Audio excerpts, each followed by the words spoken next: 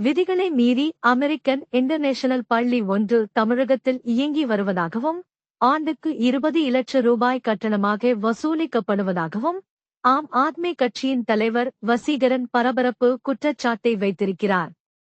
சென்னை வேளச்சேரி அருகே அமெரிக்க தூதரகத்தின் மேற்பார்வையில் இன்டர்நேஷனல் பள்ளி ஒன்று செயல்பட்டு வருகிறது.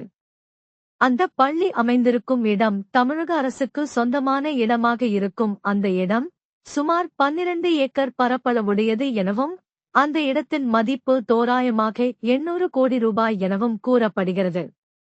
ஆனால் அந்த இடத்துக்கு 1 இலட்சம் ரூபாய் மட்டுமே மாத வாடகையாக வசூலிக்கப்பட்டு வருவதாகவும் இது தமிழக மக்களை சுரண்டும் முயற்சி எனவும் வசீகரன் குற்றம் சாட்டியுள்ளார்.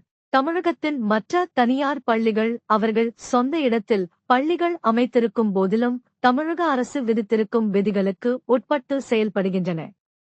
ஆனால் இந்த அமெரிக்கன் பள்ளியில் கட்டணம் தொடங்கி RTE எனப்படும் கல்விக்கான உரிமைச் சட்டம் வரை அரசு விதிகளை முறையாக பின்பற்றப்படுவதில்லை.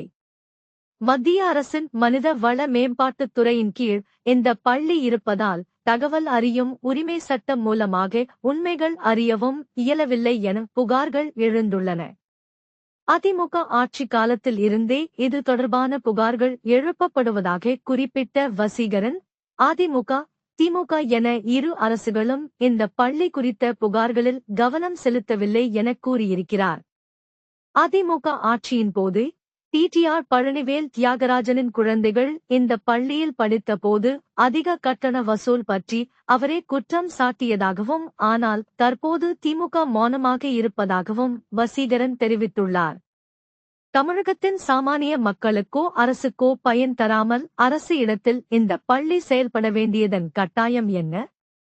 மத்திய அரசு இது தொடர்பாக நடவடிக்கை எடுக்குமா என கேள்வி எழுப்பும் வசீகரன், இதுகுறித்து ஆம் ஆத்மி கட்சி சார்பில் முதல்வரை சந்திக்க இருப்பதாகவும் உரிய பதில் கிடைக்கும் வரை தொடர் முயற்சிகளும் போராட்டங்களும் முன்னெடுக்கப்படும் எனவும் அவர் தெரிவித்துள்ளார்.